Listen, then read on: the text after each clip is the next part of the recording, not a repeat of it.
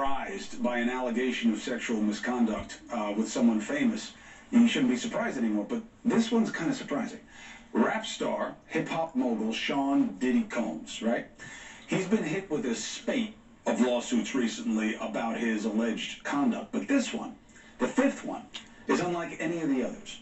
This is from a male music producer named Rodney Jones. Now, his allegation is Combs forced him to solicit sex workers and underage girls for sex. Okay. Do y'all think Diddy did it? Drugged him, sexually assaulted him, and groomed him to have sex with other men. That's and there crazy. are a lot of salacious accusations. All the truth is coming out. Everything they said about Diddy, all the truth is coming out. Combs denies all. So let's take a look at it, all right? Here to break it down, trial attorney, legal analyst, Misty Maris, and one of Combs' family defense attorneys, Mark Garagos. Good to have you both. So, Misty, what do people need to know about what this guy's alleging on the strong side before we go to what may mitigate? Yeah, so we have sexual assault allegations, we have sexual harassment allegations relating to what he deems to be an employment relationship. We have allegations that Sean Combs and his son were involved in a shooting and that he was told to cover up, that helped to cover up that shooting with the police, that he was told to lie to police. We have that he was groomed to engage in intercourse with another man, with other men. We also have these really serious sex trafficking allegations, that they were eliciting underage sex workers, bringing them across state lines, and RICO racketeering allegations, which mean in furtherance of a criminal enterprise that relates to drug use and the solicitation of sex workers. Does he get cover? This is a civil suit.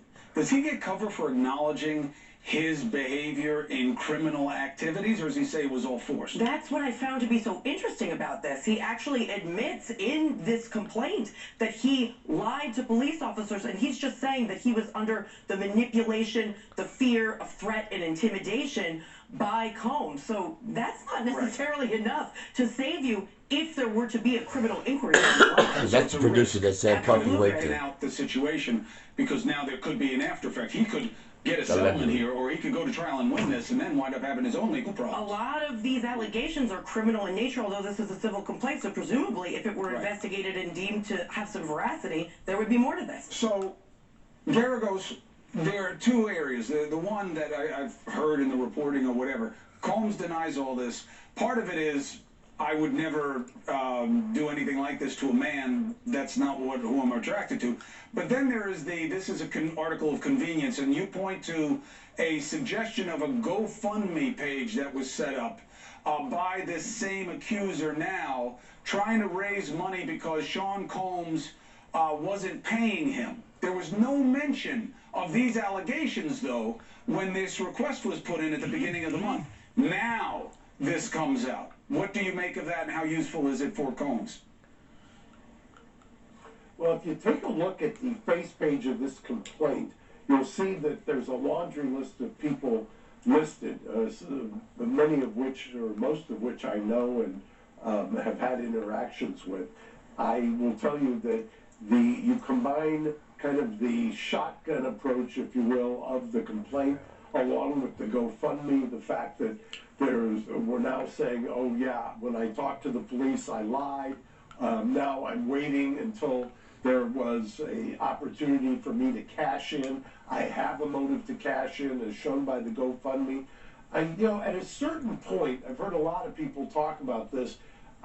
Maybe the pendulum has swung too far in this area and needs to kind of center and come back, because at a certain point there has to be a statute of limitations. This is not murder. There has to be some kind of a way that somebody who is accused, falsely or not, is able to know it in relatively real time so they can construct a defense. Otherwise, what are we dealing with here? I mean, at a certain point, there but for the grace of God walks anybody. Look, we're going to see now, right now it's just a blanket denial by Combs, and there's certainly a lot of facts to be plumbed. So we will stay on this. Mark Garagos, thank you very much. Always a pleasure. Misty Maris, thank you very much. Hey.